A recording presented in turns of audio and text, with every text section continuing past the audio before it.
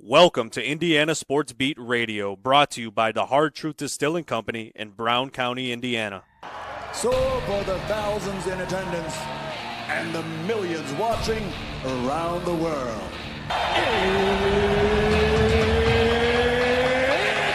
Time! Three on the way. Oh! It went in! It went in! And Indiana wins the ball game! Know your role and shut your mouth, you jabroni!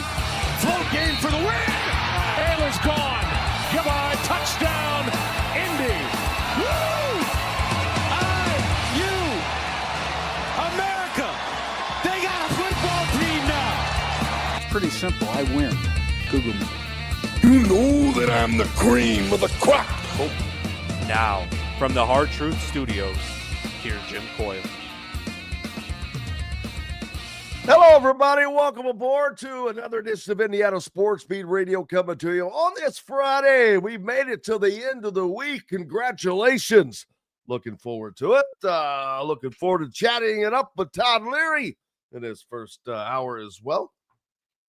Angelo Pizzo will join us in the second hour, of course, a writer and producer of the world's greatest sports movie, Hoosiers, as we'll talk about the passing of Gene Hackman, who played the lead role of Norman Dale, and forever your coach. My team is on the floor. But we've got plenty to get to, plenty to talk about as college basketball rolling around this weekend and continues to go on as the Big Ten race coming down to the wire. Both Michigan and Michigan State, who are locked in at the top with each other and who play each other at the end of the season, the last game, have both won games this week on last-second shots. I mean, it's utterly nonsense, incredible. But it happened again last night for Michigan as the Wolverines get it taken care of in a stunning buzzer beater over Rutgers, who was giving them all that they wanted. But it was a fun game to watch, a game that was back and forth, and Michigan ends up coming out on top in a last-second buzzer beater. But you know what? When you win titles, when you win championships, when you win things like that, you have to have luck along the way and on your side. Always. There's generally always something if you go back and look into the stretch of things. Appreciate everybody joining us no matter where and how. If you're on one of our great affiliates like 97.7 ESPN, The Ref, always the right call down in Evansville or up in the region on the voice of the region, 1230 AM, 104.7 FM, WJOB. And in Fort Wayne on Fort Wayne's only sports station, 1380 The Fan. Keep it locked right here throughout the day, wherever you're going, whatever you're doing. And if you're following along on YouTube, thank you very much. Give us a like. Just hit the like button. It's very simple. Appreciate you. Hope everybody has enjoyed the week and ready to move on. Ed down in Claremont, Florida. I did not realize that. You're down by Montverde, man. And Dr. Sam Joaquin. So I hope you're a patient of Sam Joaquin, the dentist, who's down there as well. You guys are all over. IndyCar opens today with practice at St. Petersburg. Who did I see that is going to drive the pace car there or something? A celebrity. I cannot recall it right now. Good bass fishing down there, huh? In Claremont. Well, there you go. Something to know. Andrew says, you won a few close ones during the title runs. It's what champions do. It's what happens. And Hank is taking care of business. Taking care of business right now. Let's see. Indiana back on the floor this weekend as they head west to take on the Washington Huskies at first. And then they'll make their way down to Eugene, Oregon and take on the Oregon Ducks, who have had an up and down season started out pretty hot, and then they've kind of faded a bit. But they're at home, and it is not going to be an easy route. If Indiana could find their way to win both of those road games and add the final home game against Ohio State, that would pretty much secure themselves a spot in the NCAA tournament, but we'll let that come to us a game at a time. We're going to go ahead and hit our first break. Up next, the man, the myth, the legend from myjumpshot.com, Todd Leary, will join us. We're back with plenty more on the backside right after these messages. At Ben Davis Chevrolet and Ben Davis Ford in Auburn, we're your one-stop shop for all of your automotive needs. We have the area's best selection of over 300 vehicles, including new cars, trucks, vans, and SUVs. Plus a huge selection of pre-owned vehicles in stock. And if we don't have what you're looking for, we'll find it for you. We also have top-of-the-line service and parts, plus a collision repair center, and we're competitively priced on everything. For sales, service, collision, parts, and more, we do it all. Come see us today or visit us online at bendavischevrolet.com and bendavisford.com. Whether it's a night out with the family, after work with colleagues, or catching the game with friends, Bubba's 33 is the place for you. Bubba's 33 offers a mouthwatering menu of selections that are all made from scratch every day. The portions are big, but the prices are small. And with over 50 big screen TVs, you'll never miss the big game. Bubba's 33, pizza, burgers, beer. If you're looking for a new home in the Indianapolis area, you need Cheryl Sizemore from Brick and Ivy Realty. Cheryl Sizemore has over 2 decades of experience, and that could be the difference in getting the home you want in today's tough housing market. Reach out to Cheryl at CherylSizemoreSells@gmail.com or 317-701-0838. That's 317-701-0838. Let Cheryl Sizemore sell or find your new home today. Located on 325 acres in beautiful Brown County, Indiana, Hard Truth Distilling Company is the biggest and the best craft distillery around. While Hard Truth is already known for producing internationally awarded whiskeys and spirits like Hard Truth's sour mash bourbons, sweet mash, and hard road ryes, as well as their cinnamon vodka and the always popular toasted coconut rum. Hard Truth Distillery offers so much more. With a full-service restaurant, ATV, and distillery tours, as well as live music, you can spend an entire day at Hard Truth Distillery while making your entire family or group happy. And that's the Hard Truth. Hard Truth products are available across Indiana, as well as many other states. So no matter where you shop, if they don't carry your favorite Hard Truth product, tell them you want the truth, the Hard Truth. Hard Truth Distilling Company encourages you to enjoy all of their products responsibly and to never drink and drive. Welcome back to the Hard Truth Distilling Company studios. And as you can see, we are joined by Todd Leary from myjumpshot.com. How are you, sir? How was your week been? It's been long, but sun's shining, and it's going to be pretty warm today. So starting to get a little bit of that spring vibe. I like it too, man. This is the last day of February. That means tomorrow is March. Insane. I cannot believe month it. Of the year. I know. It's crazy. Yeah, it's kind of a fuller month. It comes in as March, but it's like, yeah, not quite there yet. Just chill out. Nope. You got a couple more weeks, and then you'll get a nice day, and then it'll go back. I mean, these temperatures are like a roller coaster right now, but that's okay. I'm ready to bust out. I'm sick and tired of being cold. You and me both. Like I'll take these little days of sunshine and driving with the windows down. It's a good feeling. It absolutely is. But the one thing that it means is we're reaching the end of the college basketball season, and that is never something that's fun. It's like taking a drug away from somebody, man. After we've had a great college football season, unbelievable, and then college basketball is what it is. It may not have been great, but it's always great because it's a great sport that we enjoy watching. But man, it's about to come to the end. We're about 3 games left in the regular season, and things are still tight, Todd. Michigan and Michigan State in the Big Ten. It looked like last night that Michigan was going to stub their toe, and hand Michigan State a 1-game lead in the league race. but they turned the tables. Earlier in the week, we saw Michigan State win a game with a three-quarter court shot that went down, and then last night it was Michigan's turn to hit the last-second shot to win the game against Rutgers. Rutgers, man, had them on the ropes all night.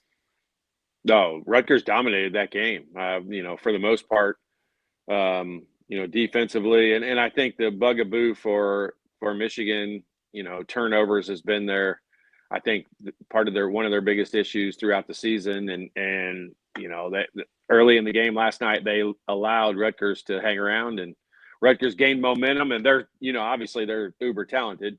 And they just, they did everything but win that game. That's a heartbreaker for them. They're not on the bubble. They're not even remotely close to.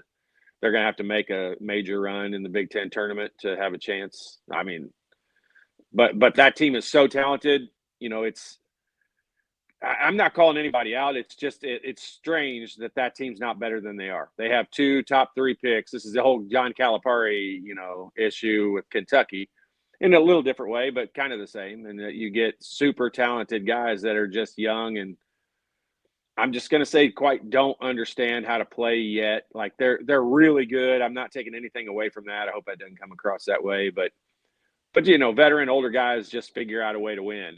And that Rutgers team has struggled. And you're right. The top of the Big Ten, Michigan State, I thought I did not think they were going to have a chance to win the Big Ten with their schedule.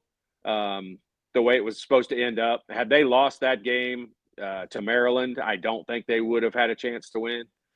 But the opposite is, they made a more than half-court shot, and that has propelled them into the driver's seat. So now it's theirs to lose.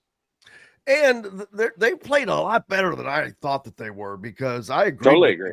They were not as good as we thought that they had. They were the luxury of an early or softer front-loaded schedule, or not front-loaded, back.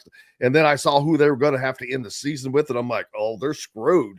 But right. Not so fast, my friend. They're and they still kind of are. And honestly, like 4 days ago, if you'd asked me who I actually had to bet on to win the Big Ten, I would have said Wisconsin. Like I think Wisconsin, with their schedule and they were surging, the way that they were playing, I think that they were sitting in the driver's seat to win the Big Ten. Because I thought Michigan and Michigan State were going to have that chance to, they were going to play really tough teams and just probably play well, but not be able to win some of those games. And I thought Wisconsin was in the driver's seat, but then they laid an egg and lost a game they should not have lost. And that amazingly happens, even to the best teams. I mean, Wisconsin was playing as well, if not better, than anybody in the league at that moment, but it sneaks up on you. That's why Indiana has to be very, very careful on this West Coast road trip. First of all, they go out to a Washington team who is bringing up the cellar in the Big Ten at 4-13, but you can't sleep on anybody. They've got 4 wins. They beat four people, 4 teams, and I think one of them was an upset, pretty good. I can't remember who that was, but they're always dangerous. But you have to take care of business, and then you have to go to Oregon. But first up is Washington, and that's who they have to pay attention to. Yeah, and the schedule sets up good. Like that's the air quote easier of the 2 games out there in the Washington game. So you get to go out there and hopefully get a win under your belt. Then you're going to sit for a day or 2 and then have to play another game. And if you're playing with house money, if you've won that first game, like if Indiana finishes the year and they lose that Oregon game, but they win against Washington and Ohio State, outside of losing in the first round of the Big Ten tournament, I think that they're probably have a decent chance at making the tournament. But the first and foremost thing that has to happen, I don't think that is the case if they lose to Washington. That quality of a loss would be detrimental to their hopes. I do think they can lose to Oregon and still get in. But like I said, if you're playing with house money, you just take a different approach. If you get the job done and handle your business, all the cliche terms against Washington, you go into that Oregon game kind of free rolling. You're playing with house money. And so at that point, I think they just have to go win that Washington game. That game is pivotal in how the end of this season plays out for them. Absolutely, and I was trying to figure out who they had beaten, the best team, but Maryland is who they beat. So that was back in early January. So things are a little different now, but it was at home, and so you've got to be wary of them. They can jump up and get you at any time, but this is an opportunity to get a road win. It's not going to be a quad one, but gives you confidence, lets you keep rolling because they're playing in a very short rotation right now, Todd. And it's working, though, because they're going with the one big out of not by choice, but by necessity with Malik being unavailable the other day. I'm not sure what his status will be coming up, but being forced to go into that situation, it's working. It just allows for better spacing. It was more of a team win the other day with so many of those guys contributing, but then they had to. There was only 6 of them that were really a part of what was going on.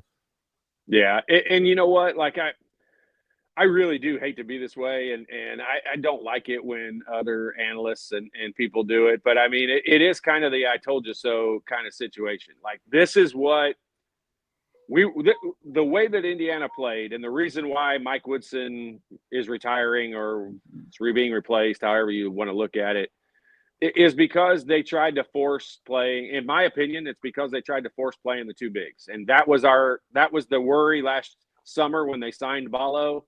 Yeah, you were excited about it because he's super talented, but you also like that's not the style of play I think Indiana was going to play at its best. And that's not the style that I enjoy watching the most. I like seeing them get up and down the court. I like seeing them shoot threes. And, you know, that's the style of college basketball in 2025. And that's a more sustainable, successful style of basketball. And so, yeah, they've kind of been forced into playing it like, you know, I hate to even go as far as to say, you know, it's killing Mike Woodson to have to play this lineup, but I do feel like it's a bit reluctant. I almost felt like he threw the lineup out there a couple games ago and was like, all right, everybody, you want me to play with a small lineup? Here you go.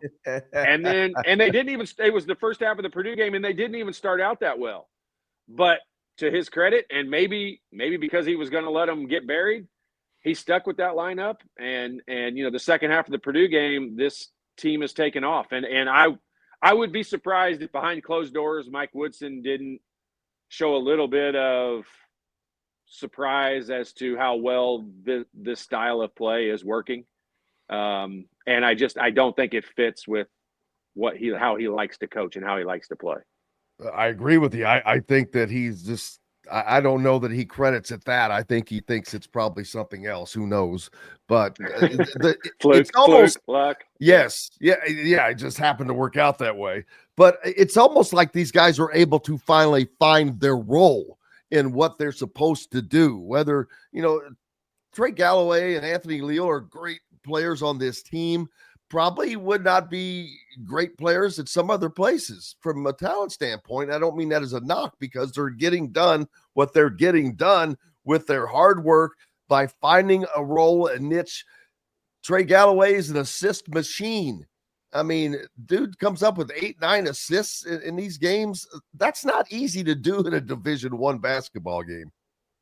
Well, it's not. And I'll tell you, like, there's something to this, and it's kind of hard to explain. It would probably need like a 2-hour conversation instead of 10 minutes here. But, you know, when guys are playing and the game's just flowing, like I'm going to use the end of the game the other day when Trey Galloway makes 2 big threes. Okay. Well, we all know Trey Galloway is a capable shooter, but he's not, no one's going to identify him at this point in his career as a knockdown standstill shooter. Okay. But my theory in all of it is when the game is flowing, so when they're flying up and down the court and they're playing fast, you don't have time to think. And I think Trey caught those balls at the end of the game. His confidence was high. He had already made a couple shots, but you don't have time to think. You catch that ball on the break and you immediately fire it. And those were going down for Trey. He looks more comfortable that way. I think Goody looks more comfortable that way. I think Mbako looks more comfortable that way. But when you run a set in your offense, which you have to do, you have to be able to do this. But when you run a set and the ball gets moved around and you're stationary and you're set and the ball's coming to you and you know you're getting it and the shot clock's running down and you have to shoot it, you think about it a little bit more. And I think most players do. And I think Trey Galloway is probably the best example I can use right now. But I think if you just analyze the way the whole team looked, the way they were playing at the end of the last game, I think you get a little better sense as that they're more comfortable in playing in that role. They're not good at running the shot clock down, to 7 and then having to create something. And we just don't have that kind of team built. And very few coaches or programs have that kind of team built. Most teams play a little bit better when it's a little helter-skelter. Yeah, and Indiana that's kind of what they are. They don't. They run the pick and roll a lot, but that's kind of, other than that, everything else seems to just be a byproduct of that and how it works out. But I could be wrong. I'm X's and O's on basketball is not my forte. No, you're right on though. I mean, that's what when.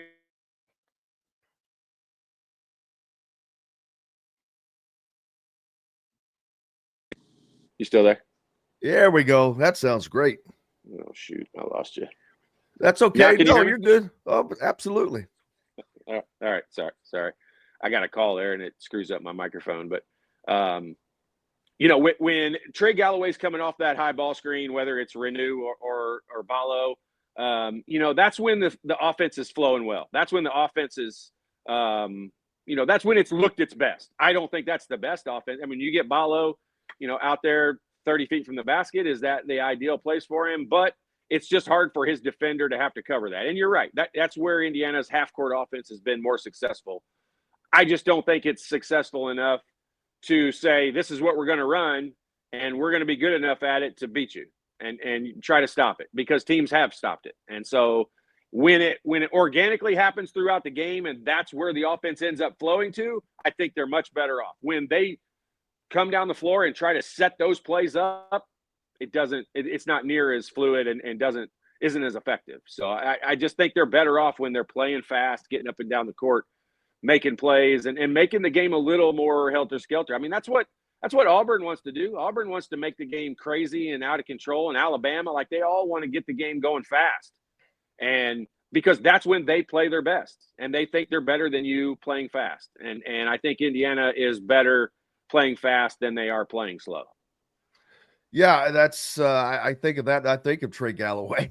I mean, that's what it reminds me of, just diving in there and hoping something happens, and if not, finding somebody to throw it to.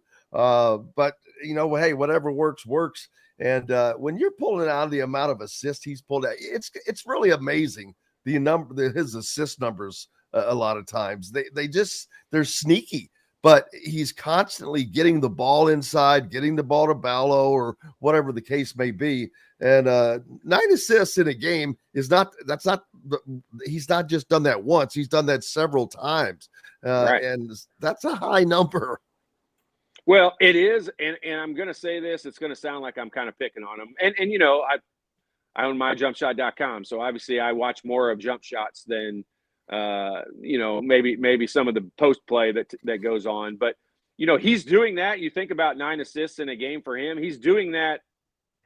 I don't mean this to be mean, but he's doing that without a floor full of guys that can spray it and knock shots down and make shots all over the court. And there are several teams where, Braden Smith is a beneficiary of having several guys that can knock down shots. And I think the team is molding into that a little bit better. I think Goody is somebody you can spray it to. Carlisle hit a big 3 the other night.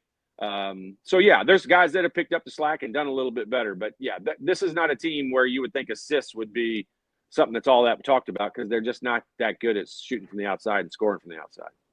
And talk about timely play. Carlisle the other night hasn't brought a lot to the team. Let's be honest. It's why he's gone from the starter to the bench.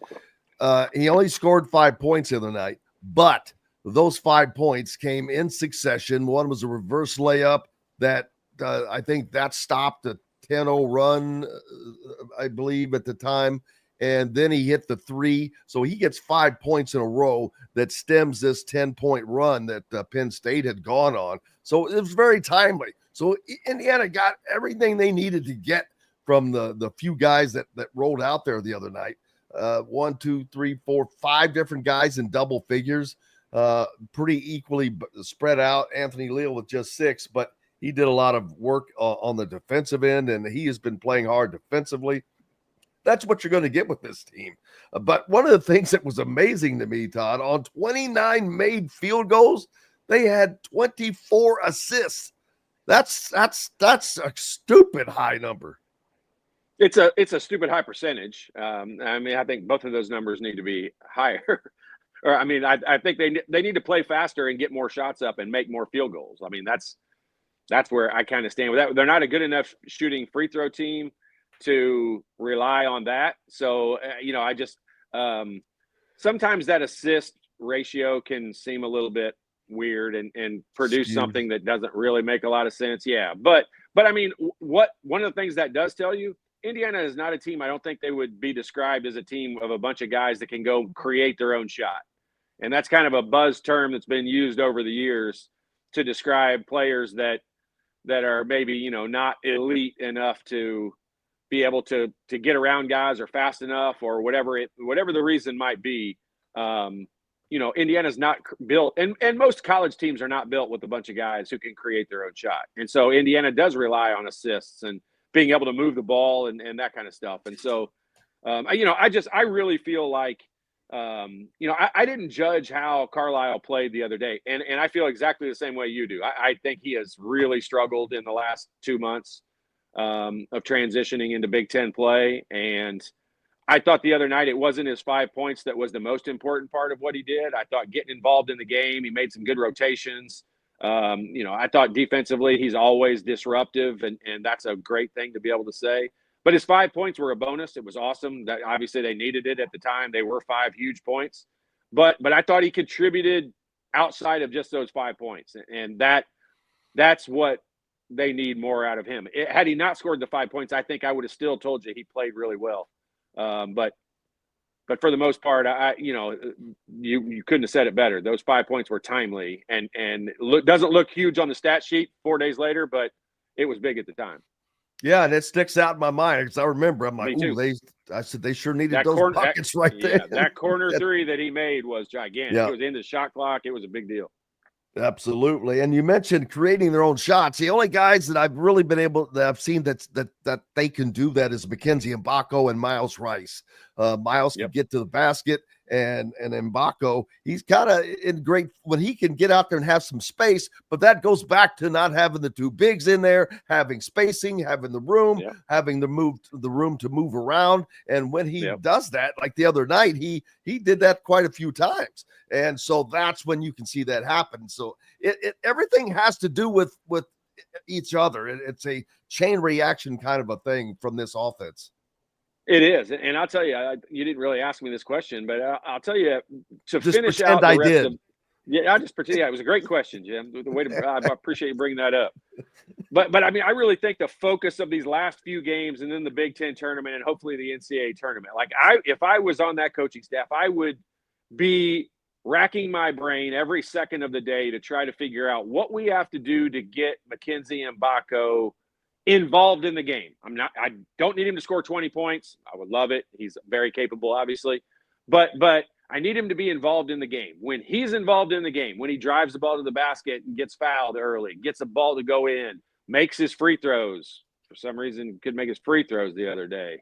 But when he gets involved in the game, Indiana's better. And he is – this statement's going to come across, I'm sure, pretty stupid. But I'm telling you, he is one of the most talented players that has ever played at Indiana University. When you talk about a 6'9" guy with his type of jump shot stroke and ability, his length and ability to rebound and everything that he is capable of doing, he's one of the best players that's ever played there. And I think this team's ceiling, they don't get anywhere near their ceiling without Mackenzie Mbako, I think, probably being the best player on the floor. And in my opinion, I think it was tried to force all year long and really the last couple of years, it's been forced to try to make the big guys the focal point of everything. And I really feel like if they kind of turn it around and make him Mackenzie Mbako the go-to guy, like the guy that they focus everything around. It might not work. He might not get involved. He might get in foul trouble early. Like, you got to be able to pivot. But if it were me in these last 3 games and then the Big Ten tournament, I would put the onus on Mackenzie Mbako, and I would rearrange our focus to try to get him the guy that gets going early in games. Yeah, and when you say one of the best ever, you're talking about his talent, his pure raw talent. Sure, 100%. His physical abilities, he is one of the best players that's ever graced an Indiana uniform. My question would be about his motor. Does he have the motor to go along with that yet? And sometimes you have to learn that motor. For sure. You have to learn to get that motor revved up. I'm not sure that he's there yet. Defensively, he definitely has to turn it up a little bit. Still learning. It looks like it. He looks like one of those guys that he's so good. His talent is so raw and so natural that he's never had to work as hard. So he doesn't maybe yet understand how hard he has to work. Doesn't know how to. Yeah, for sure. And you know, like going off to college, big time college, especially you get a Tom Izzo or a Bob Knight or Gene Cady or somebody, a legendary coach, or once you go off to the NBA, like they have coaches that are very trained and adept at getting the most out of players and tapping into their potential. And I'm going to use a ton of buzzwords and cliche statements here, but I mean, like, Mackenzie Mbako is an untapped resource right now. Like, we've seen what he can do from time to time, but we don't get it consistently. And, everybody thinks they work hard. I thought in high school I worked hard. I think that everybody thinks that they work hard. You learn once you get to college, like, you learn how to work hard. Like, you think you're working hard, and you probably are, but not to the level of what it takes it in, big time Division I basketball. And then off to the NBA is even another gigantic step. So people teach you how to work and how to work hard. And I think Mackenzie's slipped through the cracks all the way back to, youth basketball, I'm sure, in not really having someone with their thumb on him saying, you got to be working harder. You got to be doing this. You got to be working on those things. He's so talented. You're right. It does come easy to him. And he's got that Jay Edwards kind of, almost looks like he's aloof a little bit, like not playing hard. But anyone that ever played against Jay Edwards will tell you that's not true. And I think Mackenzie Mbako needs to get to that point where when people play against him, they fear him because they know at any point in time he can go crazy. Yeah, he can put the fear of people in offensively, but defensively, he also has to learn how to shut people, or not shut them down per se, but make himself just not be a liability. He's so good himself offensively. All he's got to do is not be a liability. All you got to do is be in the right spot. Like Fletcher Lawyer, I seem to always reference Purdue on here because I watch most of their games too, but I watch almost all Big Ten games. But, Fletcher Lawyer is not a guy I think they're ever going to talk about as, a defensive asset. He gets the job done and he's in position.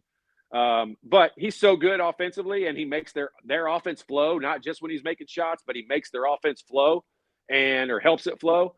And so, that's kind of what Mackenzie Mbako needs to be. He doesn't need to be a stopper on defense. He just can't be a liability. No, do you think the money has affected any of these guys? It has to. Like human nature, it just has to. And I don't mean affects them to where they don't care as much. I think it affects them to the point where hurting a little bit. Maybe I'm contradicting myself by saying those two different sentences right there. But I mean, yeah, I think the money has changed things. Like you were always Mackenzie Mbako right now, Malik Renew right now would be doing everything in their power to get to the NBA. Because that's where the money's at. You don't make any money prior to that. And, they would be busting their butt to get to the NBA. If they don't ever play an NBA game, they should still leave college as millionaires.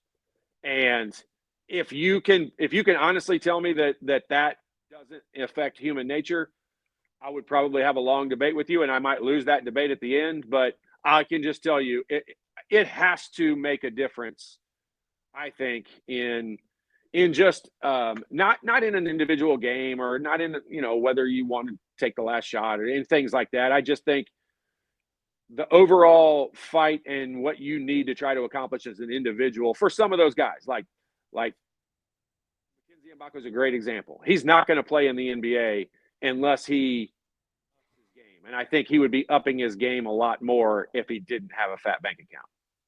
Yeah, I agree with that. Just The being great honest. Todd Leary is with us from myjumpshot.com. We've got more coming up here at the Hard Truth Distilling Company studios. We're back with it right after this break. Located on 325 acres in beautiful Brown County, Indiana, Hard Truth Distilling Company is the biggest and the best craft distillery around.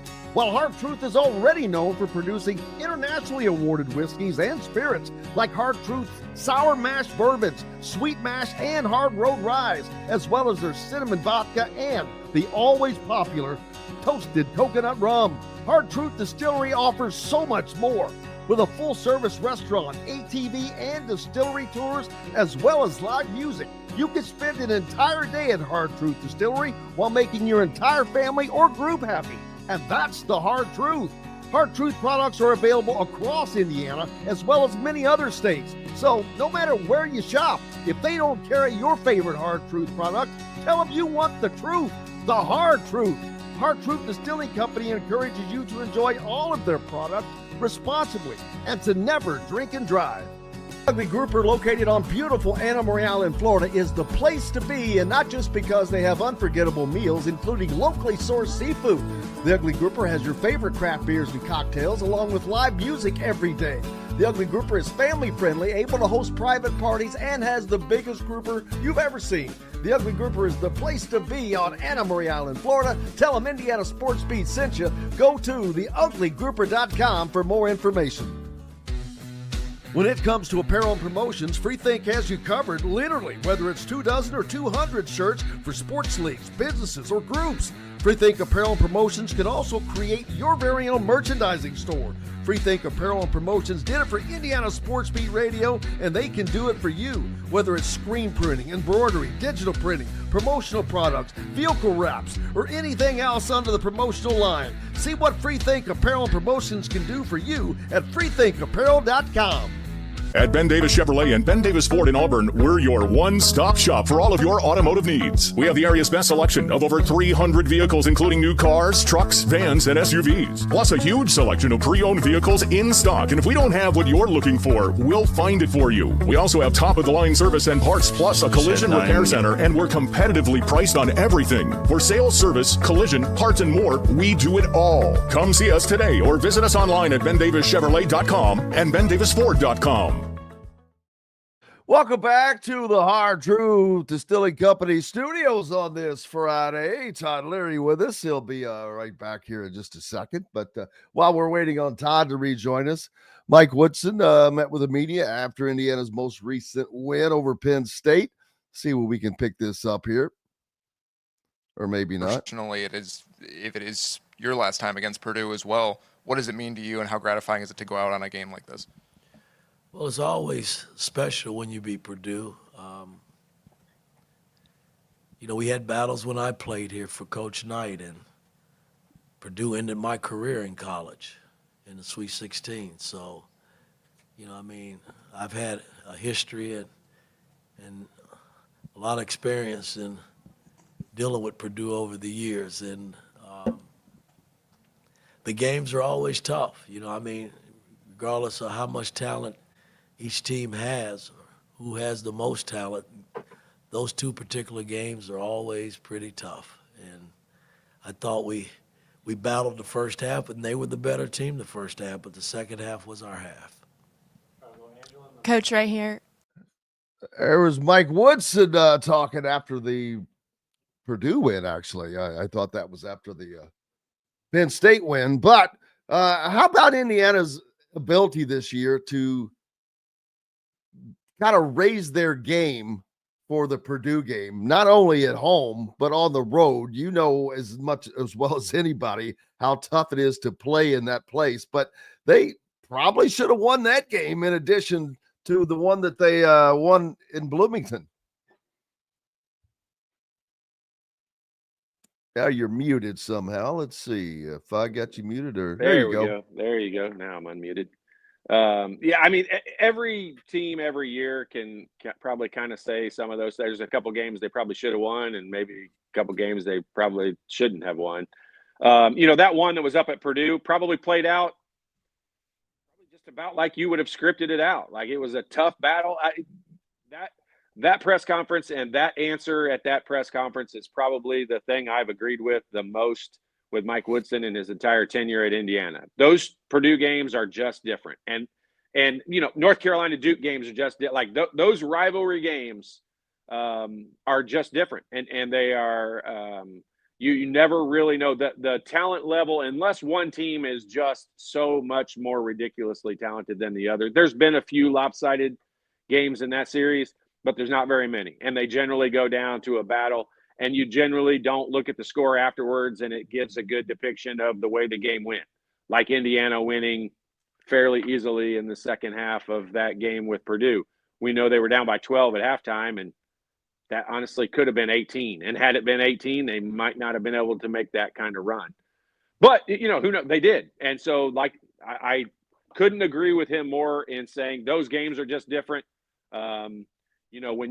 When you play at Indiana, I'm assuming when you play at Purdue, years later down the road, there are games that stick out to you. We had my very first loss in college. I came at Ohio State. Like I remember that game pretty well. I remember playing at Kansas. It was the only time we ever played in Allen Fieldhouse. Like there's certain games that stick out to you.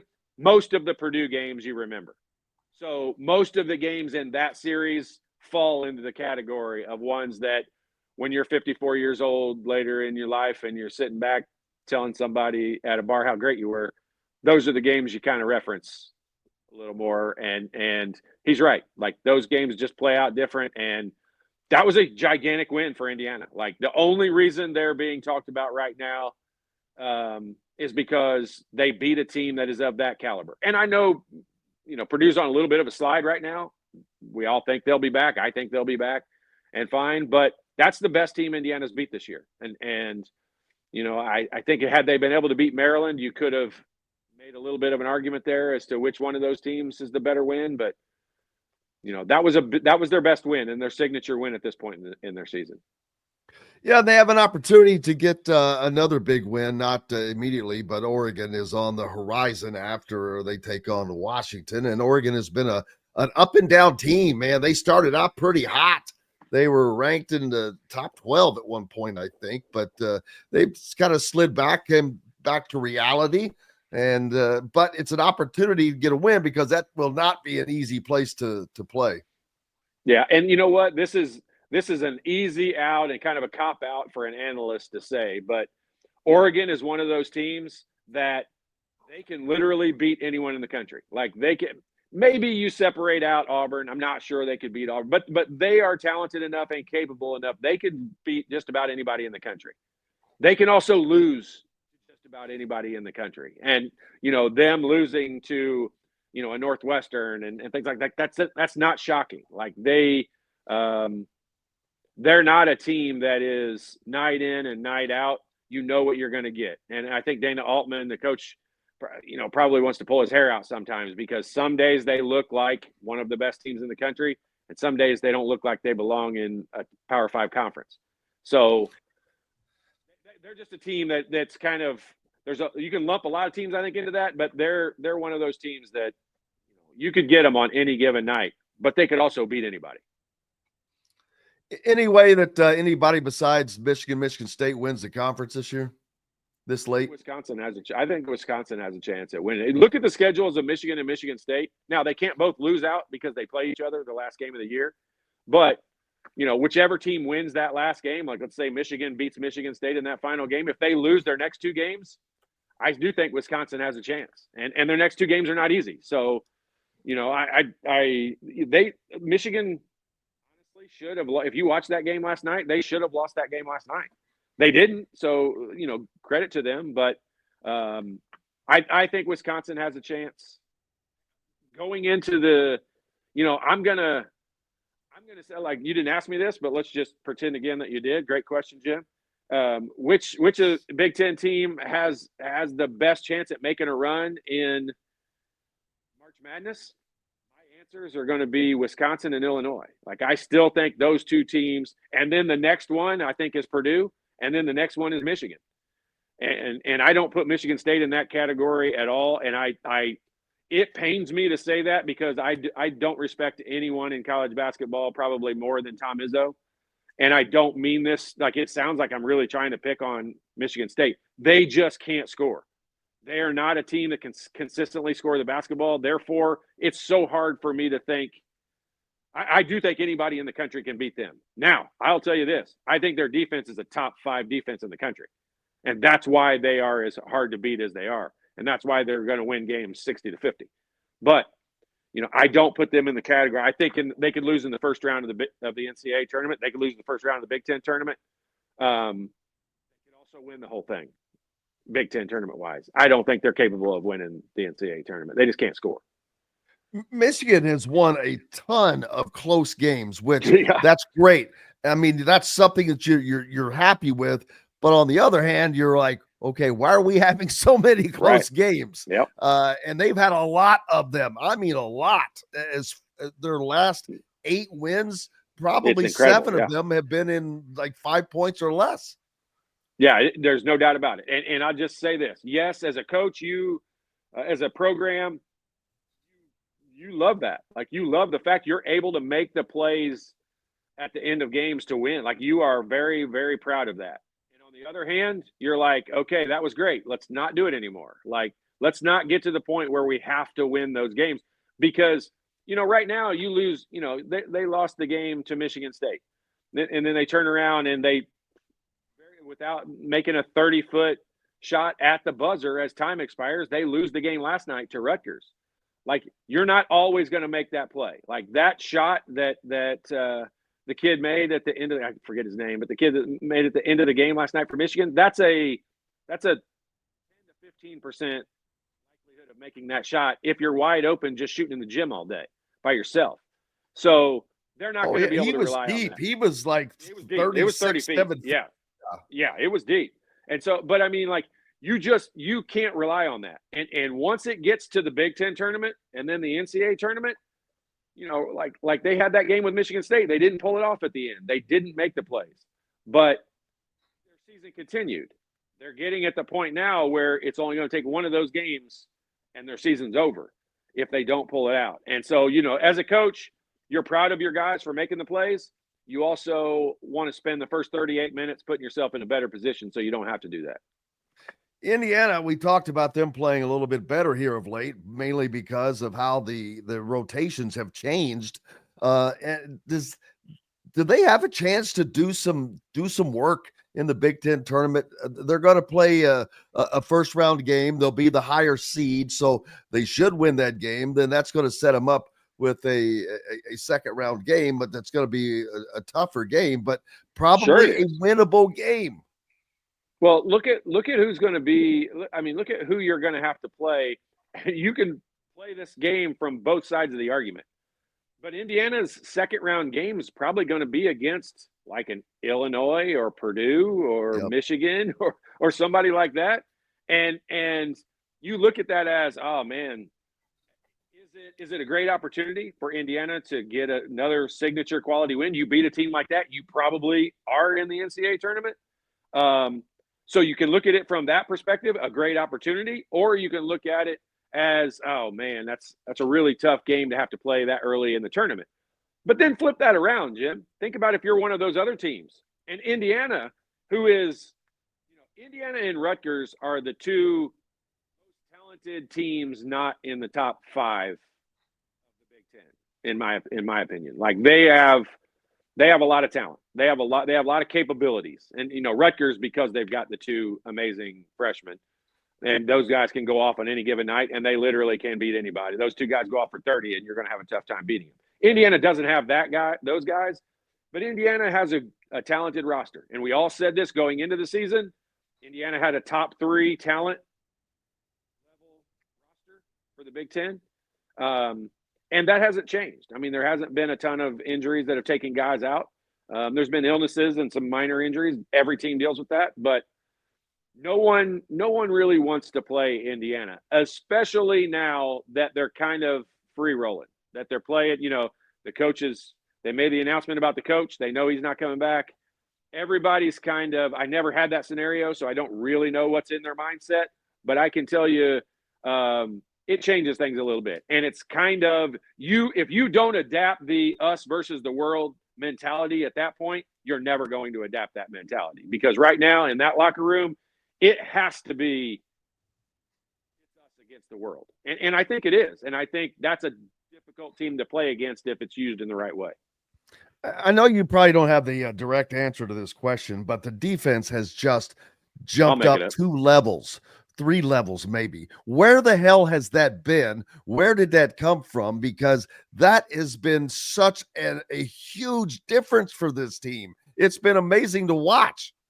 Well, Jim, I fall into this category, so I'm going to lump myself into what I think most fans do. And last summer, when Ballo signed, right when Indiana was able to land Ballo, and we knew that lineup was going to be very difficult for Mike Woodson to not play Malik Renew and Ballo together on the floor.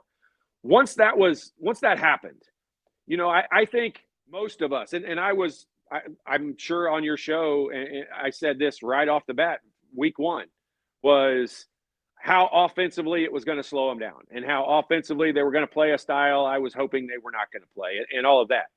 But if you dig into it a little bit deeper, that lineup with those 2 big guys on the floor also is difficult defensively. It's difficult to manage it because you're generally not guarding. There's not 2 not fast, athletic guys on most other teams you're playing. And I'm not trying to be derogatory to Renew and Ballo, but I mean, they're not light of foot, and they're not going to blow by anybody or blow by very many people.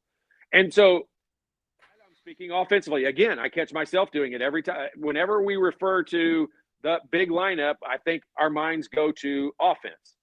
But defense, it's different also. You know why they look a little bigger? You know why they look a little faster right now and are flying all over the place, contesting shots a little better? Because there's only one of those big guys in there. And they got 4 guys that are a little bit more agile out there flying around. And, I'll tell you this. Coach Knight's big thing on defense was always our help defense. I became a really good defender because I was always in the right position. I can't guard anybody one-on-one, but with my team, I'm a pretty solid piece to that team defense. And when you're looking at this team rotation-wise has not been that great when you get 2 big guys on the floor. We always used to, I'll say, adjust our defense if, whenever it was a bigger guy that you were involved with a switch or with a screen that's coming or whatever it is. As a guard, you always have to know who the other guy is. If it's one of the big guys setting the screen, you handle it different. And I don't think we talked enough throughout the season about how Indiana's defense probably struggled a little bit as much as anything because of that lineup and because of the 2 bigs in the lineup. And I don't know if he would agree with it or not, but I see a difference in the defense, and I see them playing faster and a little more helter-skelter on defense, which is always a good thing because you want to create chaos defensively. Chaos and helter-skelter. Chaos. I'm all Todd Leary, the shot doctor from myjumpshot.com. If you've got a little bit, I don't know if you can stick another segment or not. If you've got a roll, I understand, but I do have to roll. All right, you roll on, brother. Right. Enjoy your weekend. We appreciate you as always. It's just some fun conversation. Enjoy it. Appreciate you as always. Go out and have yourself a great weekend.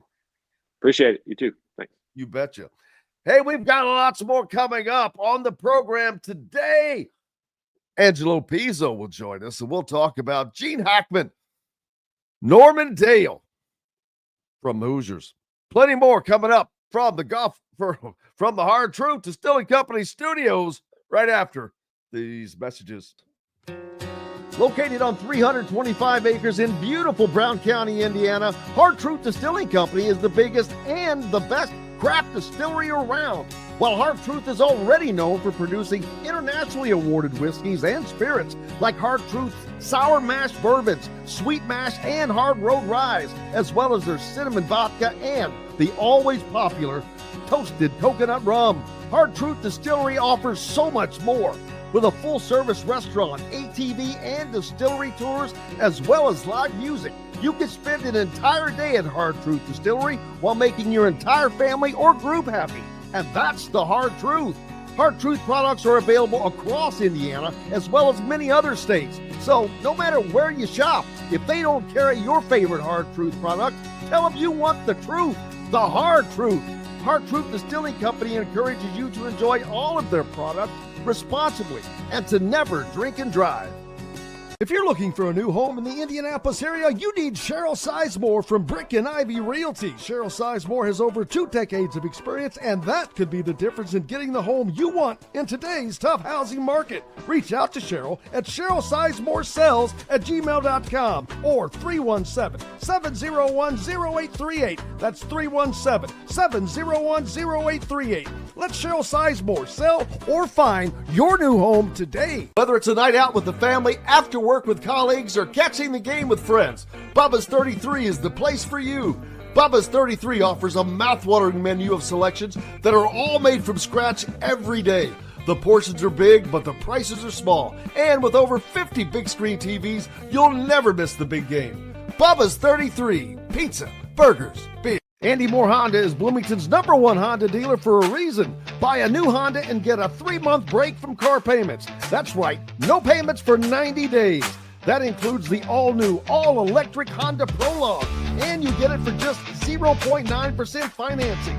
Or the 2024 Honda Ridgeline Black Edition or the Honda Accord LX, both for just 1.9% financing.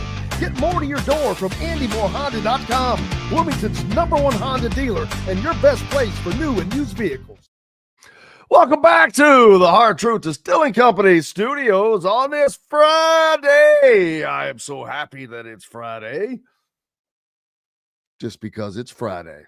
I get to the weekend. Looking forward to that. Weather getting a little better. Nothing to write home about exactly, but it's not freezing. So, and it's going to hit 60 degrees today. My goodness. Got to love that. Got to love that. But then, of course, what's the 63 for the high today? Tomorrow's high, 35. Get out of here with that, man. Getting all of us sick. Getting everybody sick with that business. A weekend of activity coming up in the Big Ten, of course.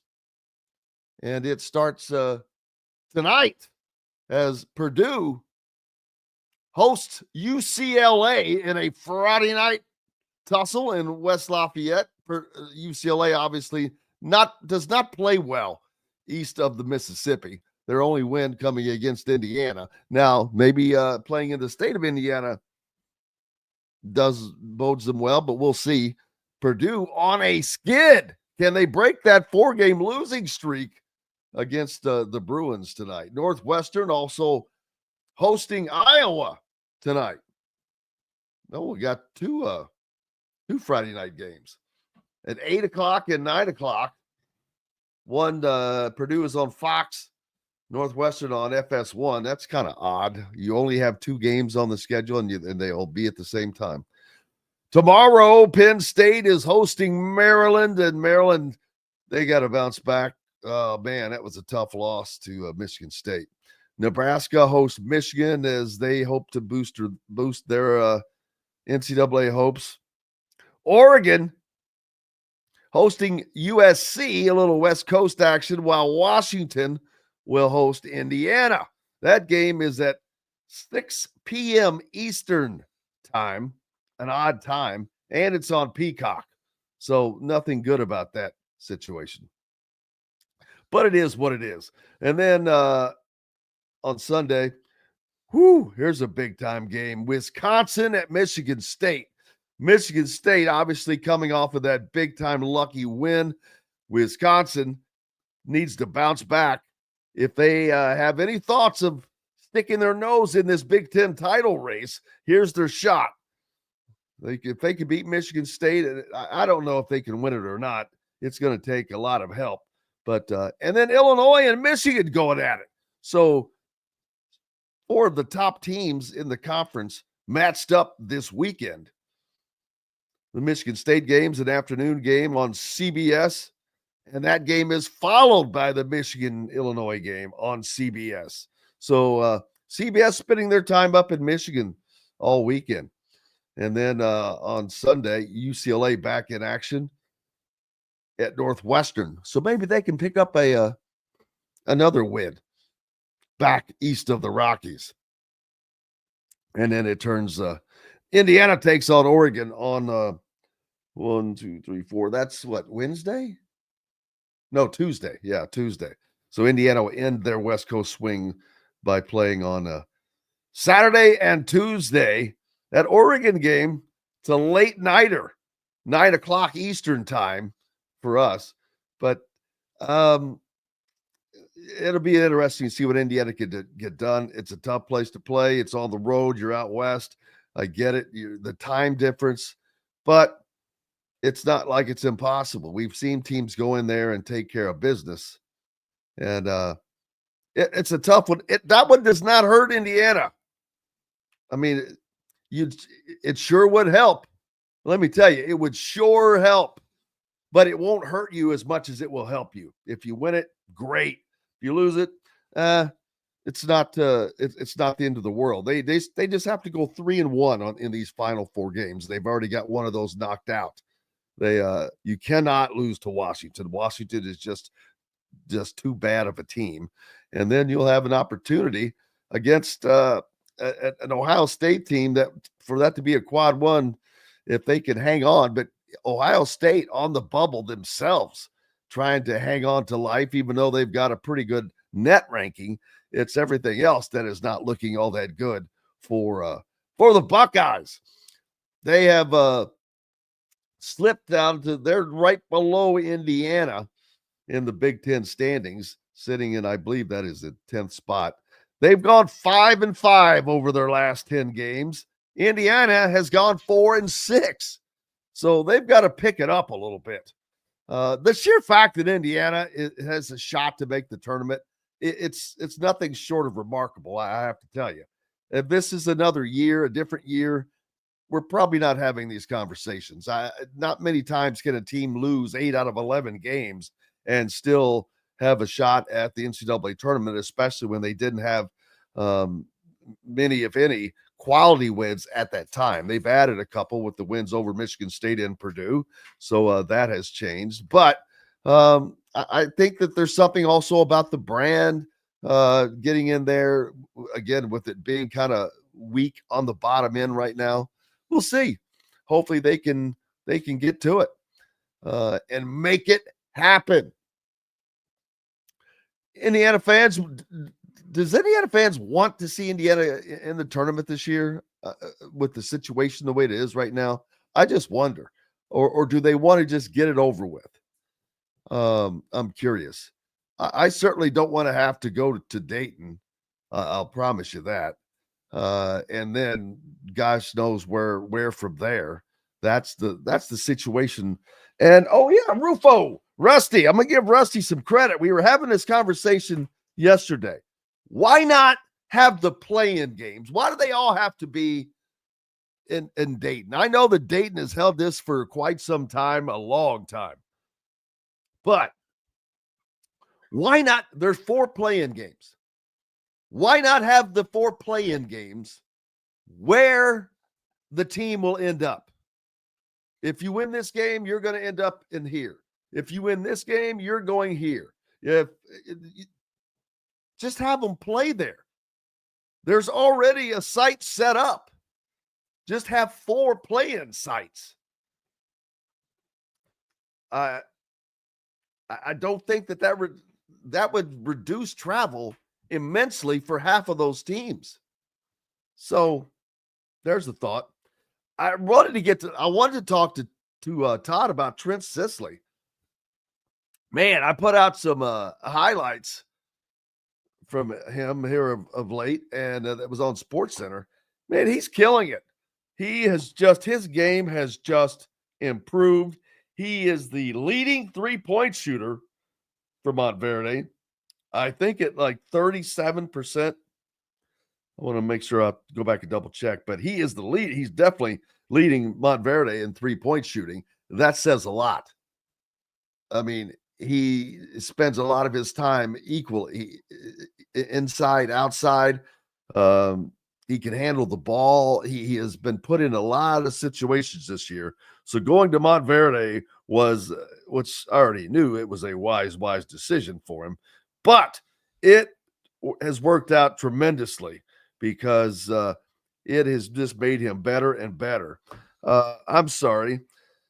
It's not 37, it's 47%. That's right. He leads Montverde's 3-point shooting with 47% shooting.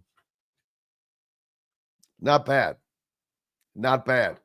And he's been beating and banging as well, playing on the inside. So Indiana's getting a good one. That's whoever becomes the new coach is going to be very lucky. There were reports that Zerno has reportedly said he's sticking with Indiana. I'm not sure about how that one goes. I've not had conversations with it, so we'll have to find out for certain. But Trent Sisley will be in Bloomington next year, and he is really, really improved. Plus, you'll get to see him probably play up here if you'd want, as the Chipotle High School National Finals happen coming up in April. So, and Montverde should definitely be a participant in that. So we look forward to getting to take that in along the way. Spring football game. This is nothing official, but rumor has it that I picked up, and I think that this is going to happen. I think the spring game is going to be moved to a Thursday, the Thursday before the Saturday it's currently scheduled for. And I can't remember if that's the week before or the week of Little Five, but it's going to get moved off of the Saturday, I believe. So it'll be interesting to see how that comes around. Also, right now happening up in Indianapolis, the combine going on. I think Curtis Rourke is throwing today, former Hoosier at Indiana, getting his work in. So we'll definitely see, hopefully, how that works out for him and a couple other guys up there, and we'll have all of that, those reports for you later on. Indiana women fall last night to number 19 Maryland, 74-60 on senior night. Just didn't go well for the ladies, as they cannot keep the winning going on. And baseball's even here, man. Can you believe that? Indiana had a home baseball game. Luckily enough, the weather was good enough for it to go on. I can't imagine a home game in February, but that's indeed what happened. So you had it. Looking forward to it. Looking forward to talking to Angelo Pizzo. Haven't had Ange on for a minute. Not only to get caught up with him, see what all he's doing, but of course, with the passing of Gene Hackman, we'll talk about Norman Dale, who fortunately will live forever, immortalized by Gene Hackman, and what many consider the greatest sports movie of all time. It is one that you certainly want to go watch it again after all of the kind things that you've seen about Gene Hackman go out. He was the consummate actor, and how he kind of thought that role was going to ruin his career, and ultimately it kind of revitalized his career. So there's that. Harpoon says that he hopes Sisley will want to play for TJ Otzenberger. Well, he'll want to play for whomever comes here. That I can promise you. He's not going anywhere. Dusty Banner said Shane Steichen said over the hump. He cannot unhear it. Yeah, I think that's going to live in the that phrase is just going to be one of those things in Indiana fans' ears that anytime that they hear it, you get kind of a reaction like, oh, I can't think of what I'm trying to say, but when something bad that happened to you comes back, a flashback. I think anytime Indiana fans hear that, they're going to have flashbacks to that. And then Harpoon also says that Yannick Conan Niedenhauser is a must to get in the portal. He's pretty tough. He made life heck early on in that game against Indiana the other night. But after a while, Umar Ballo finally found his rhythm. They found him with the passing, and he was blocking Umar's shots earlier. He just seemed a little more athletic. But then Umar started getting things turned around and ended up having the better night. So there's that. There is that. Yeah, fingers on the chalkboard. The hump will be in the Indiana lexicon forever. Unfortunately, that is true. There is no PTSD. That wasn't exactly what I was thinking of, but it probably fits it better. Derek says his flashback is help on the way when Mike Davis said it. Oh, man. Help is on the way. Help is on the way. Mississippi State plays at the hump. Or are they playing at Ole Miss? No, haven't they already swept them? I'm not sure. Yeah, have you noticed we haven't talked anything about the coaching search? I think it's great. For one thing, there's just nothing to talk about, really. The names that will be thrown out there, that's about all you can do is throw names out there right now because it's all on the QT. It's all the things that are being done, the backgrounding and the back channeling. And I know there's been reports that some people think that Scott Dolson already has his guy. And I'm going to disagree with that. No, he doesn't. First of all, it's not that easy. It's just not that easy this time of year when you can't talk to people. I know that they're how you back channel, but you cannot get everything done back channeling. There are too many details. There are too many details that you would have to work out with the other school. First of all, you have to have permission to talk to that school's coach if he's under contract, and they have to give that permission. So there's only so many things that can be done, and you can get pretty far along in it. Don't get me wrong, but as far as having the guy, I'm not buying that. Not yet. May have the wish list set up. The wish list continues to change, and it's not the wish list, I guess. It's the results list because it's who's left. It's who's available, who wants it, who will take it, who would be interested in it. Everybody has an opinion, but the only truth is the truth, and we have to wait for a lot of that to just come out. And Scott Dolson is being as quiet as possible for good reason. For one thing, these other coaches, they don't want that news out, especially if it's still in the early stages. That is definitely not something you want out, that you are looking at another job while your season is going on. Your boss won't like it, your fans won't like it, and your players won't like it. So, several reasons for the discretion. We're going to take a quick break. Looking forward to talking to Angelo Pizzo a little later about Gene Hackman. And there's lots more to get to. Lots more of your comments as well. We'll hear from Mike Woodson on top of that. When we return to the Hard Truth Distilling Company studios after these messages. Andy Moore Honda is Bloomington's #1 Honda dealer for a reason. Buy a new Honda and get a 3-month break from car payments. That's right, no payments for 90 days.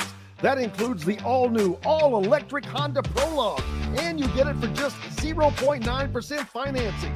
or the 2024 Honda Ridgeline Black Edition or the Honda Accord LX, both for just 1.9% financing.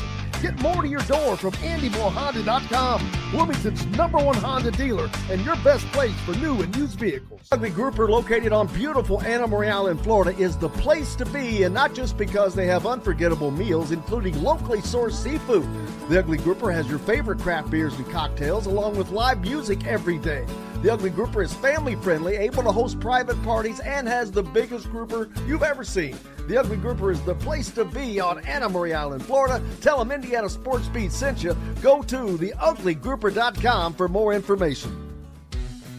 When it comes to apparel and promotions, Freethink has you covered, literally, whether it's 24 or 200 shirts for sports leagues, businesses, or groups. Freethink Apparel and Promotions can also create your very own merchandising store. Freethink Apparel and Promotions did it for Indiana Sports Beat Radio, and they can do it for you.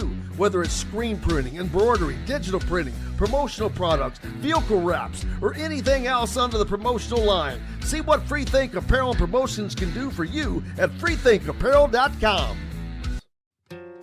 Located on 325 acres in beautiful Brown County, Indiana, Hard Truth Distilling Company is the biggest and the best craft distillery around. While Hard Truth is already known for producing internationally awarded whiskeys and spirits like Hard Truth's sour mash bourbons, sweet mash, and hard road ryes, as well as their cinnamon vodka and the always popular toasted coconut rum. Hard Truth Distillery offers so much more. With a full-service restaurant, ATV, and distillery tours, as well as live music, you can spend an entire day at Hard Truth Distillery while making your entire family or group happy. And that's the Hard Truth. Hard Truth products are available across Indiana, as well as many other states. So no matter where you shop, if they don't carry your favorite Hard Truth product, tell them you want the truth, the Hard Truth. Hard Truth Distilling Company encourages you to enjoy all of their products responsibly and to never drink and drive. Welcome back to the Hard Truth Distilling Company studios on this Friday. It is time for the weekend, and I'm all about it, ready to get after it. No home games this weekend, and I am not traveling to the West Coast, so no traveling, and I'm digging it. Brian asking me, Jim, are you allowed to talk to the coaches' agents if you're in Indiana about the job, or you still have to wait till the end of the season? He would love to know. Well, no, agents are fine. They're not under contract. They can do the talking. That's what the back channeling is about. That's exactly when I say back channeling, that's what that means. You're talking to the people behind the scenes. Yes, they can have all kinds of conversations. That's how you do get things done. That's how you start the processes. That's how you get to points. But there's also only so much that time that the opposing coach can devote to that decision. He's in the middle of, hopefully he's in the middle of coaching his team, and hopefully it's in the middle of a successful season. And you wouldn't want a coach that would take his attention away from the job at hand to talk to you at that moment. I mean, seriously, would you want that in reverse? But a lot can get done. The majority of it gets done by that manner. But I don't think that there's anybody that is locked down at this moment. I would just find that hard to believe. But I think that list is short and getting shorter. It would be interesting to hear. And another thing, they want to hear coaches turn it down or to say that they're not a candidate officially, for them not to consider them a candidate. Well, you're not going to hear that much either, because a coach does not want to hear that he didn't get a job or that he was looking at a job unless it works to his advantage. And that's not always the case. So there's another need for discretion. Sometimes they just don't want that information out there.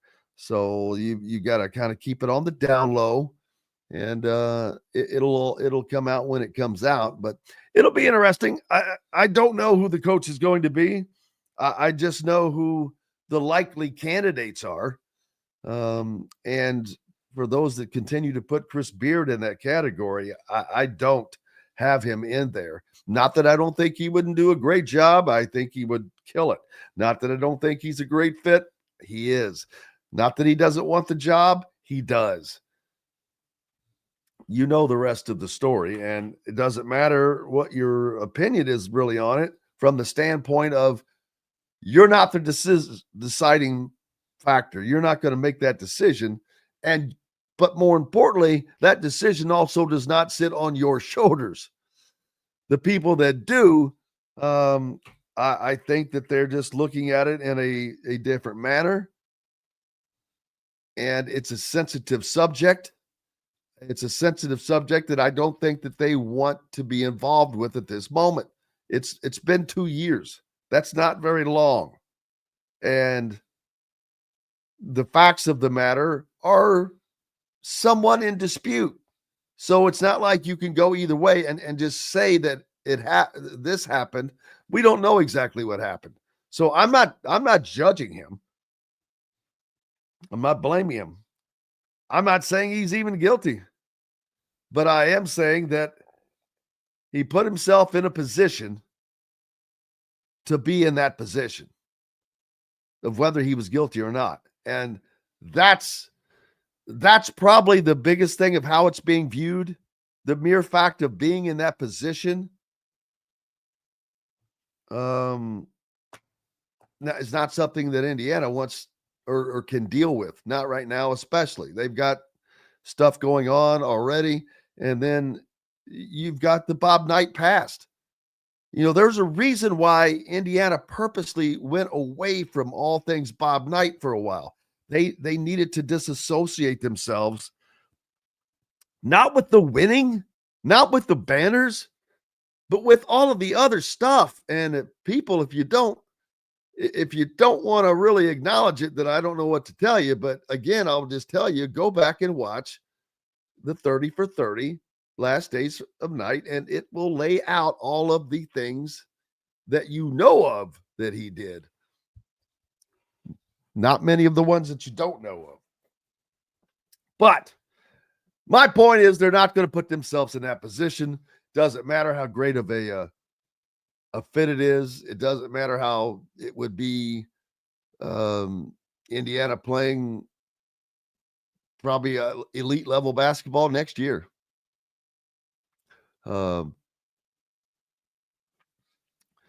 So Robert says, I'm going to be like the lot of you and plant my butt in the easy chair and watch ball games. It's all you can do. All you can do. I never saw that team making the dance. I might have to eat some crow. That is a fact. That is an absolute fact. I had them picked to finish 9-11 Indiana in the Big Ten this season, and I think that they can squeeze out 10-10 now. Well, if they split this road trip 2 games and come back and take care of Ohio State, they can end up 10-10, and that, along with a Big Ten tournament win, I think gets them in. I really do. No, I did not see that team going up to Michigan State and winning. I certainly didn't. I'll eat it. I don't mind. Hey, I'm wrong. If I'm wrong, I'll say I'm wrong. But you got to take chances. That's why you got to take chances. It's easy to sit back and not say anything. But hey, the thing is, they should have made the tournament without question. No doubt. I've got to take a break because up next, the great Angelo Pizzo will join us, and I want to make sure we have plenty of time to talk about all the great things that he may have going on and revisit Hoosiers and Gene Hackman, who passed away at the age of 95, sadly.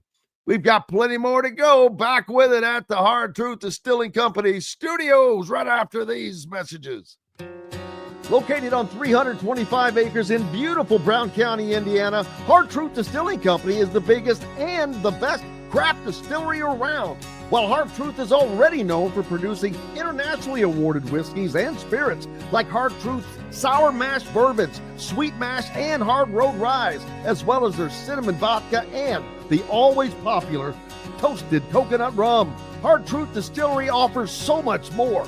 With a full-service restaurant, ATV, and distillery tours, as well as live music, you can spend an entire day at Hard Truth Distillery while making your entire family or group happy. And that's the Hard Truth. Hard Truth products are available across Indiana, as well as many other states. So no matter where you shop, if they don't carry your favorite Hard Truth product, tell them you want the truth, the Hard Truth. Hard Truth Distilling Company encourages you to enjoy all of their products responsibly and to never drink and drive. If you're looking for a new home in the Indianapolis area, you need Cheryl Sizemore from Brick and Ivy Realty. Cheryl Sizemore has over 2 decades of experience, and that could be the difference in getting the home you want in today's tough housing market. Reach out to Cheryl at CherylSizemore@gmail.com or 317-701-0838. That's 317-701-0838. Let Cheryl Sizemore sell or find your new home today. Whether it's a night out with the family, after work with colleagues, or catching the game with friends, Bubba's 33 is the place for you. Bubba's 33 offers a mouthwatering menu of selections that are all made from scratch every day. The portions are big, but the prices are small. And with over 50 big screen TVs, you'll never miss the big game. Bubba's 33, pizza, burgers, beer. Andy Moore Honda is Bloomington's #1 Honda dealer for a reason. Buy a new Honda and get a 3-month break from car payments. That's right, no payments for 90 days. That includes the all-new, all-electric Honda Prologue, and you get it for just 0.9% financing. Or the 2024 Honda Ridgeline Black Edition or the Honda Accord LX, both for just 1.9% financing. Get more to your door from AndyMooreHonda.com, Bloomington's #1 Honda dealer and your best place for new and used vehicles. Welcome back to the Hard Truth Distilling Company studios on this Friday. I am looking forward to the weekend. Hopefully to not do a whole lot, just to relax a little bit. What's coming up on Sunday? Let's see. We've got games all weekend for sure, but the combine going on right now as well. So you've got that. Did you know that and I'll bring this up when Angelo joins us. In some countries, the movie Hoosiers was called Best Shot. Best Shot. It just doesn't have the same ring to it as Hoosiers. But of course, I guess people in other countries wouldn't know what a Hoosier really was.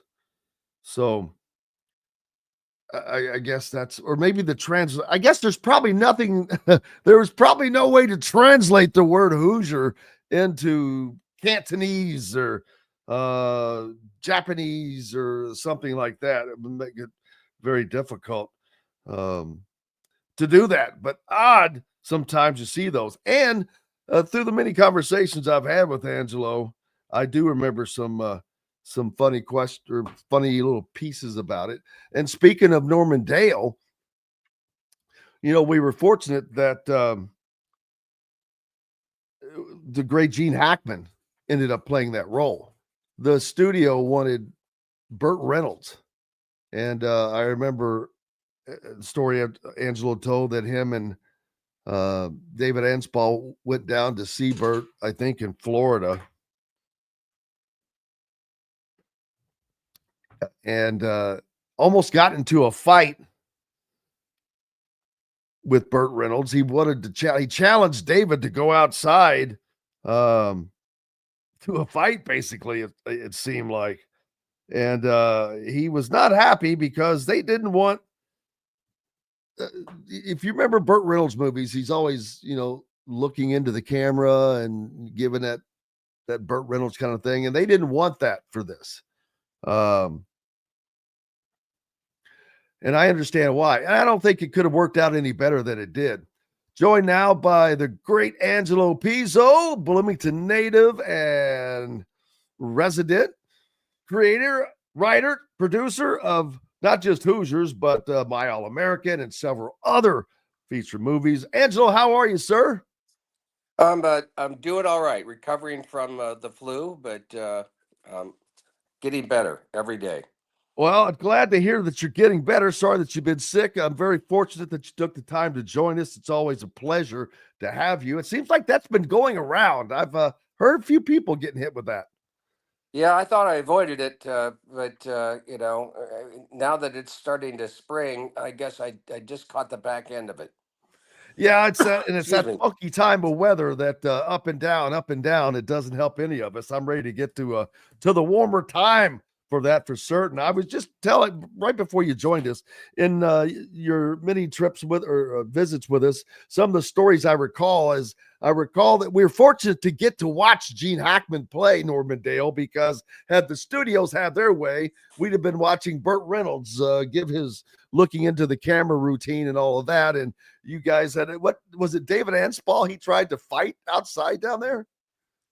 Yeah, well, we had a meeting with Bert in his house because the studio that financed the film had sent the script to Bert without our permission, and Bert was the number one box office star at the time, and he was in the middle of his Smoking Bandit series, and David and I did not want him, but we had to go through the meeting anyway, and I think he picked up right away we weren't, kowtowing to him, and genuflecting at his feet.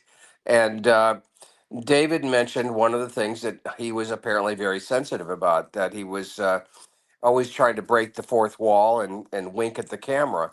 And Bert went nuts. He just got up out of his chair and said, "How dare you say that to me in my house?" Accused me of not being a professional. And he walked over and he told him to, stand up and take a beating.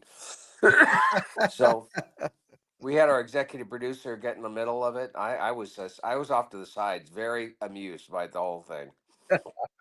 I can't. That's a great story to always have, so I can see why it was so amusing. How did you guys end up with Gene Hackman? I know that his career had kind of plateaued at a time where he had some early success, but still a great star. Well, I mean, it's kind of a long story, but I'll make it short. We had no making no progress with anybody in anything, and we were trying to. Our agents told us that no studio would want it. We sent it to different production companies and studios, and the script was rejected by everybody. And so at that point, our agent said, "Well, you need to raise the money independently."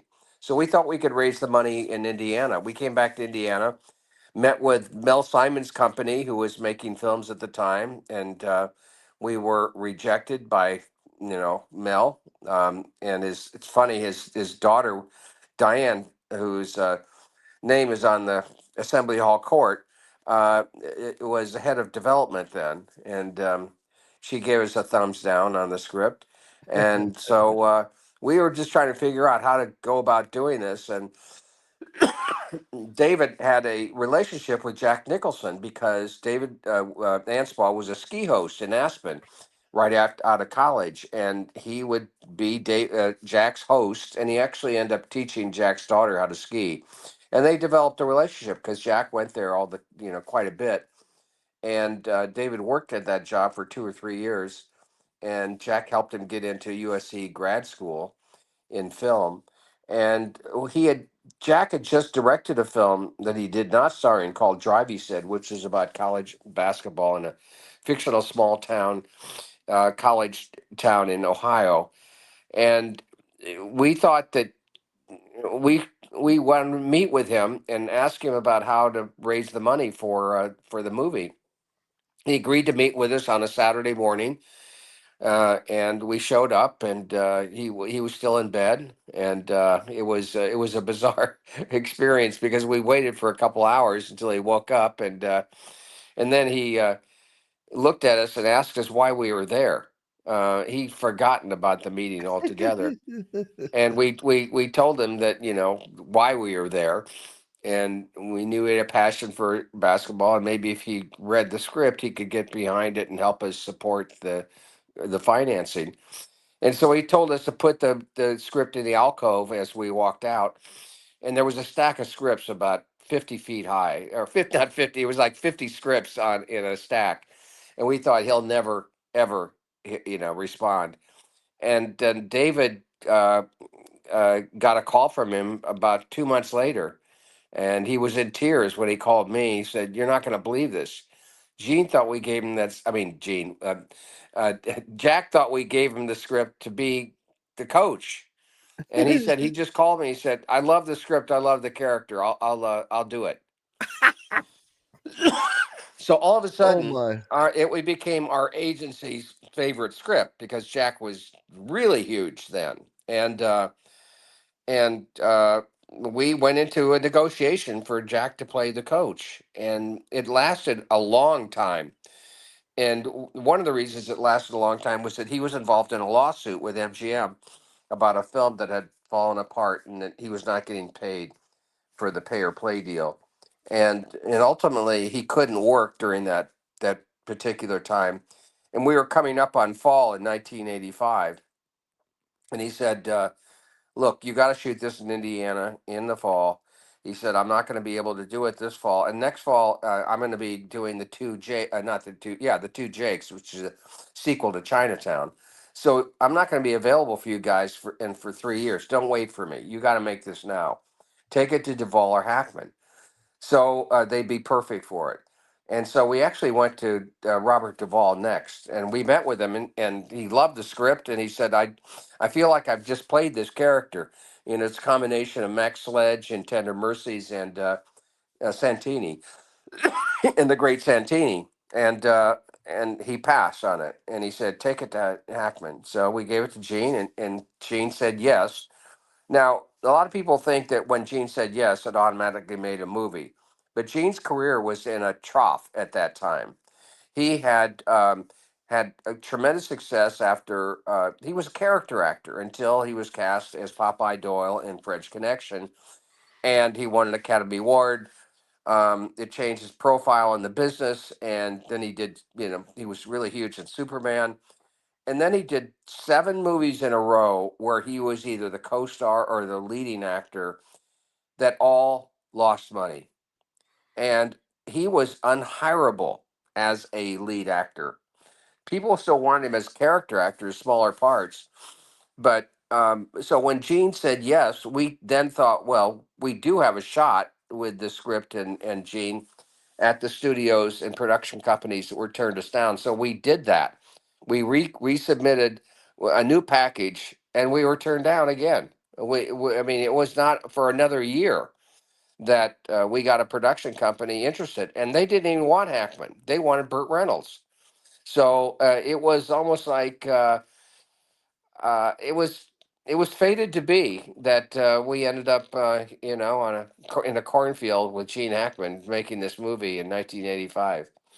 It's crazy how you go from Burt Reynolds to Jack Nicholson to Robert Duvall and Gene Hackman, four Yeah. of the biggest names all time of actors. And then Gene, from what I remember, wasn't all that enthused about the movie itself and how it went, thinking that was not going to promote his career in any way. Well, he was not in a good place mentally when we all gathered here in Indiana to make the film, and part of it was that his feeling that his career was over, and that he felt that the direction his career was going to be exacerbated by the fact that he had 2 guys that never made a movie before. I mean, David and I were neophytes, and he did like the script, but he didn't feel confident that we knew what we were doing. So there were constant. He just carried around. I think Gene has a lot of demons to begin with, and he acted out a lot of his anxieties on us, not so much on me, because he came from the theater. He was very, very respectful of the script and the dialogue. He would not change a word without my permission. That's kind of a rule of thumb in the theater. And but David, they had some tough going, for the first 2 or 3 weeks. He almost quit, and it just thought it wasn't worth it. He and Barbara were both going to quit, but he was encouraged by his agent that it would really be terrible precedent, and he'd lose the money, and he didn't care about us as the agent, but he hung in there. And one of the turning points was when Dennis Hopper showed up. So I don't remember Gene ever smiling for the first 2.5 weeks of him until Dennis showed up. And Dennis is such a funny guy, a sweet guy, a kind person. And Dennis really got what we were trying to do. He really believed in us. And part of it is that he thought that I mean, he was grateful that we were giving him a chance because he hadn't been working for 10 years. He was in and out of kind of rehab and drying out and so on. And he was only a year and a half sober at that point. So he had our back, and he really helped us smooth things over for Gene.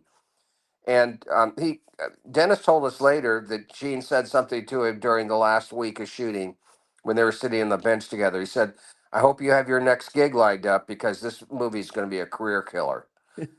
uh, and the parting shot that he made to me when I thanked him for all the good work he did before he got on a plane to go to LA was that, well, he said, "I know you boys learned a lot, and I think it was all well intentioned, and I really enjoyed working with the boys." He said, "But just be prepared for the fact that um, you might be very lucky to get that no one outside the state of Indiana will actually ever see this movie." And he said, by the time in 5 or 6 years, it'll be forgotten except by you boys. And I hope I forget it by the time my plane lands in L.A. Yeah. Well, that's been hardly the case, as it has been voted the #1 sports movie of all time by the Associated Press. I think the American Film Institute has it as #4 all time, which is just incredible. Well, Jim, I should add this because when we 6 months later, after we finished our first cut, we needed Gene to do a lot of additional dialogue, and it's called looping, and he got word to us that he would not participate unless he saw the film and first, and we just figured he's not going to like it, and we needed to hire a voice actor, a sound-alike actor. But we got word from the agent that he would show up and do his job. And he walked in to that studio, went up to David, myself, shook our hands, and said, "I don't know how the hell you boys did it, but you pulled it off. Congratulations." And from that point on, he could not have been more cooperative, more supportive of the film. We went on press junkets together. We did all sorts of things together. He was just awesome. He was a completely different person. Well, you took the next question right out of me. Then I was going to ask, at what point was there ever a point that he acknowledged, hey, this is actually pretty good, because it was really good. And it was not only well received, but it's still well received. There's not many movies that can stand the test of time like that one has. That shows you a great movie. And everybody still loves to watch that. One of his final interviews before he retired in the early 2000s, he was asked by an interviewer, of all the films that you have done, when people recognize you in public, do they identify you with any particular role? And the guy asked him, it must be Popeye Doyle of French Connection. He said, no, it's the coach in Hoosiers. Yeah, Norma Dale, man. That's amazing. That has to make you proud, though, that especially you guys were rookies when you were doing that. You had all the vim and vigor and the drive and desire, and you've got this big time Hollywood star not really believing in it, but you still, not only did you go through, but you made a damn masterpiece. That's just not something most people get to hang in their life. Well, we certainly didn't feel that way when we were making it. In fact, we kept on, Dave and I kept on asking ourselves, is he right? Does this really suck? And is this going to be a disaster for all of us? We kept on thinking it was a career killer, and the reason that we felt that way was because, as I mentioned, we had never made a feature film before, and Gene was a pro. I mean, ours was like his 35th film. He was 57, and he knew so much more than we did. So we entertained the option of the fact that he might be right. How did he prepare for the role as coach? I know that there may be some loose basements on like Bob Knight, you growing up in Bloomington, but this is not about Bob Knight, and it's not even about that per se. But how did he prepare for this role? He we brought a coach in that was our basketball coordinator, that coached in that period and actually coached against Milan. And Wow. and he I think they and we wrote down a lot of things for him to say, and they worked together for a very short time. But but Gene doesn't like other people to help him prepare. So he took a little bit from this guy, this coach, and then he said, "That's enough. I don't need to talk to him anymore." And the funny thing was that we kept on feeding him lines, that coaching lines, but he kept on going back to the same lines over and over again. And then we would go up to him and say, he kept on saying, "Cut him off at the baseline." And he said it like 1,000 times. And we kept on saying, trying to give him new lines. And his way of this constant conflict between us was for him to just not say the lines we gave him. So he was real persnickety. Tom Abernathy suggested that he could bring Bob Knight up to talk to him, and Gene said no. He had no interest in talking to Bob Knight. Did he explain why? Or No, he didn't have to explain why in anything he did.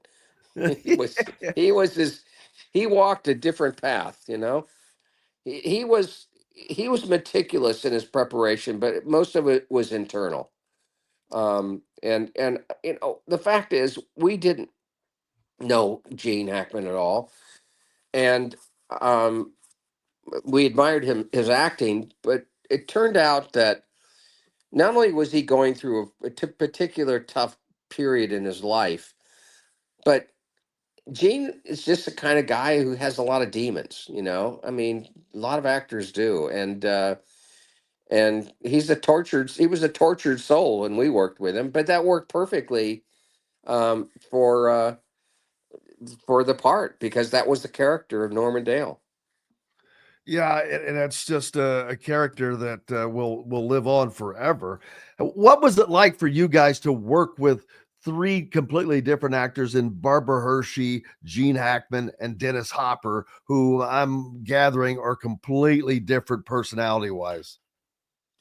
Well, I think that one of the things you do learn is you don't talk to all actors in the same way, and that you establish different relationships. And for me as the writer, working with the dialogue with the different actors, you find out pretty quickly where their comfort is, kind of their comfort zone is, and this because a lot of times they'll come to you and they will talk to you about changing lines or changing words or dialogue, whatever.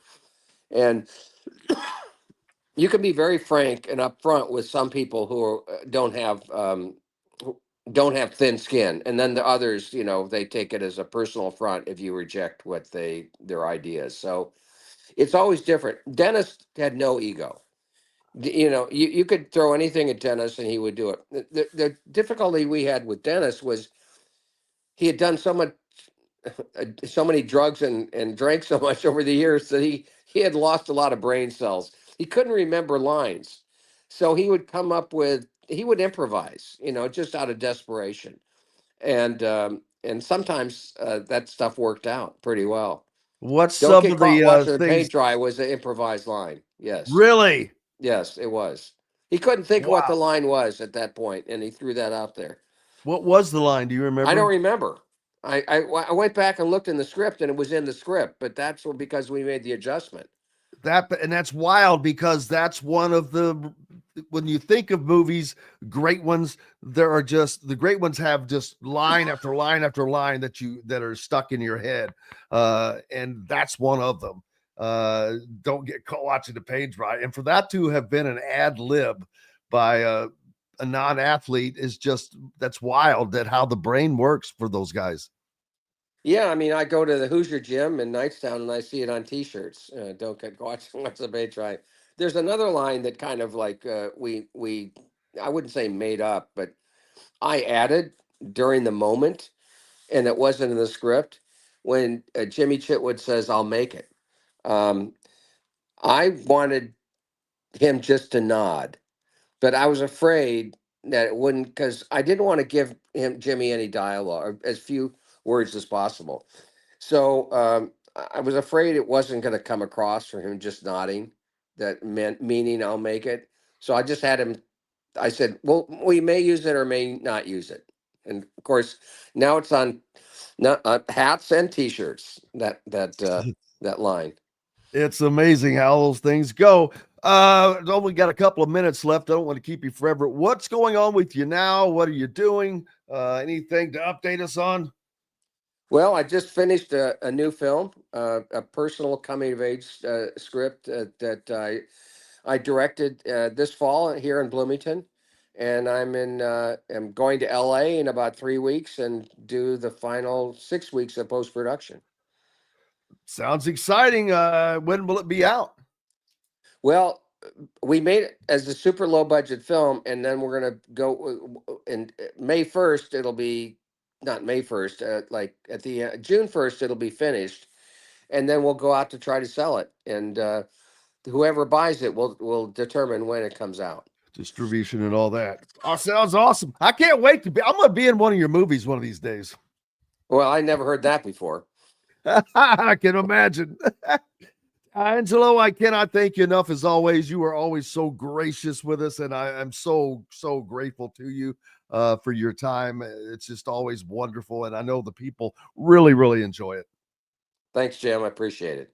Thank you, sir. Angelo Pizzo joining us here on Indiana Sports Beat Radio, producer, writer of multiple feature films, not just Hoosiers, involved with Rudy and so many others, by All-American.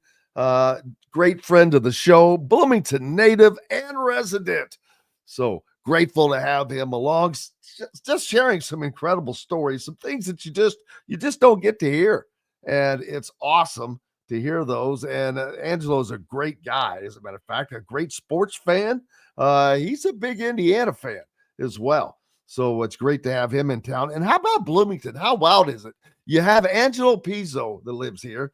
You have Jesse Eisenberg that lives here, who was in the Social Network, and he has many other things going on. Mellencamp lives here in Bloomington.